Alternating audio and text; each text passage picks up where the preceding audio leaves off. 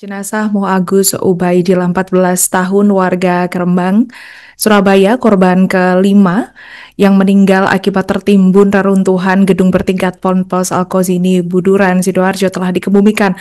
Pemakaman Agus dilakukan di tempat pemakaman umum atau TPU Mbah Ratu pada Kamis 2 Oktober 2025 sekitar pukul 10 waktu Indonesia Barat.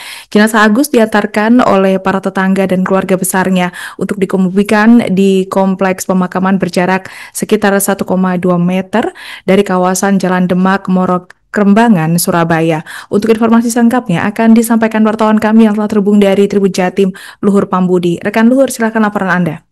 Oke, baik Alinda.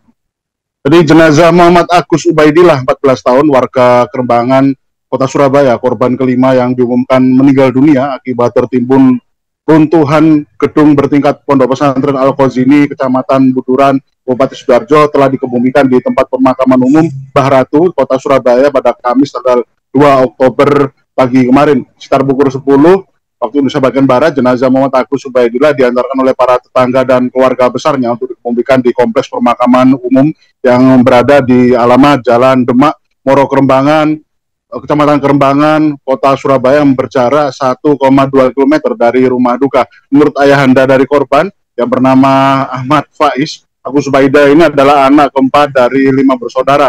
Untuk komunikasi terakhir dengan sang anak ternyata terjadi antara pihak keluarga dan sang anak itu pada saat momen sambang atau berkunjung ke pondok pesantren yang berlangsung pada hari Sabtu sore.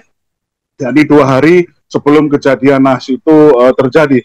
Dan menurut Faiz, ayahanda korban tidak ada firasat berupa mimpi ataupun pesan-pesan yang disampaikan langsung oleh sang anak. Bahkan saat sambang kemarin pada Sabtu sore kemarin, sang anak juga tidak memberikan informasi apa-apa atau keluhan apa-apa atau mungkin cerita-cerita yang menandakan sebagai firasat.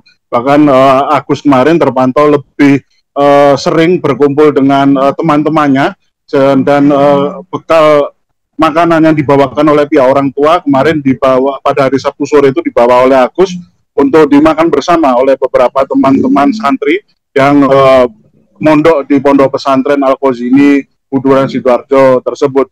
Kemudian Faiz kemarin juga menceritakan hanya saja memang ada beberapa perangai atau perilaku yang cukup aneh yang terjadi pada sang anak yang itu muncul pada bulan lalu.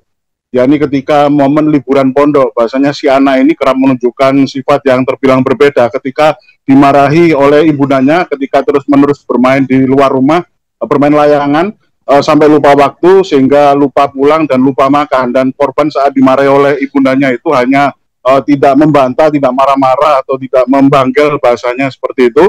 Ternyata si Agus itu malah lebih banyak senyum-senyum saja, dan itu dianggap oleh sang ayahanda itu sebagai perangai yang cukup aneh yang muncul dari sang anak, yang itu terjadi atau muncul 1 bulan sebelum kejadian atau ketika momen liburan pondok. Dan mengenai sifat dari sosok korban atau Agus ini, menurut ayahanda dari Agus, ternyata Agus ini memang dikenal sebagai anak yang periang dan jenaka. Dan Ahmad Faiz juga mengaku sangat merasa rindu dengan sosok Agus nantinya, ketika momen Agus bercanda-canda dengan kakak-kakaknya sampai berguling-guling, sampai terjatuh, bahkan sempat mungkin berlagak seperti sedang berantem. Namun itu adalah salah satu bentuk candaan yang memang kerap dilakukan oleh Agus dengan sang kakak ketika berada di rumah. Dan kemarin Ahmad Faiz, ayahanda dari Agus sendiri, menceritakan memang pihak keluarga besarnya dari pihak orang tua Agus meyakini bahwa kepulangan sang anak itu memang diyakini sebagai dalam momen atau keadaan yang terbaik, karena memang sedang menuntut ilmu di pondok pesantren, dan insiden tersebut terjadi tatkala sang anak sedang menunaikan ibadah sholat asar dan pada masuk rakaat kedua, dan hal itu dibuktikan dari adanya luka pada bagian mulut hingga hidung yang menandakan ada posisi atau ada bekas tekanan yang menandakan kalau posisi dari korban ini dalam keadaan sujud mencium lantai. Dan momen tersebut memang momen di tengah sedang melaksanakan dan menunaikan ibadah sholat asar. Demikian reportase kami, Alinda, kembali ke studio. Baik, terima kasih rekan Luhur Pambudi atas laporan Anda. Selamat bertugas kembali. Untuk melengkapi keterangan kami, pemirsa, berikut wawancara bersama ayah korban Ahmad Faiz.